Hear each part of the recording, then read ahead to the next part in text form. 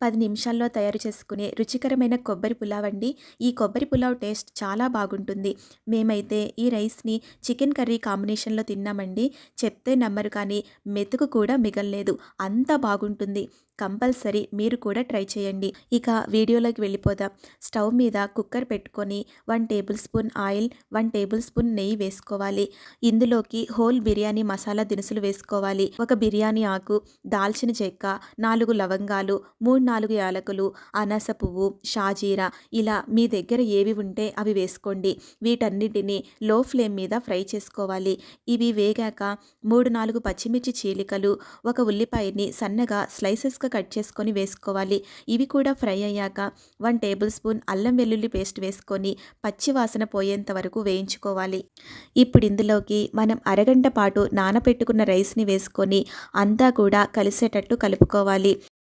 నేనిక్కడ ఒక గ్లాస్ రైస్‌కి ఒక గ్లాస్ కొబ్బరి పాలు, ఒక గ్లాస్ నీళ్లు తీసుకుంటున్నాను. ఇలా తీసుకోవడం వల్ల రైస్ మెత్తపడకుండా పొడి పొడిగా వస్తుంది. ఇప్పుడు అంతా కూడా ఒకసారి బాగా కలుపుకోవాలి. నేనిక్కడ పాలతో పాటుగా కొంచెం కొబ్బరి తురుము కూడా వేసుకుంటున్నానండి. మీ రుచికి సరిపడా సాల్ట్ వేసుకోండి. నాకైతే 1 టీ స్పూన్ సాల్ట్ సరిపోయింది.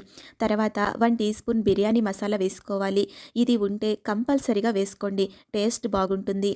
చివరిగా తరిగి పెట్టుకున్న కొద్దిగా పుదీనా, కొద్దిగా కొత్తిమీర వేసుకొని మొత్తాన్ని బాగా కలిసేలా కలుపుకోండి.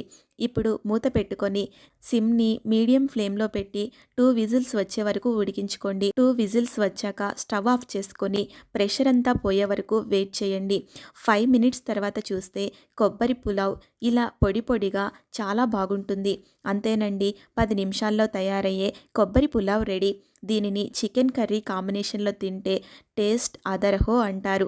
నేను చెప్పడం కాదు కానీ మీరు కూడా ఒకసారి ట్రై చేసి నాకు కామెంట్ బాక్స్‌లో తెలపండి.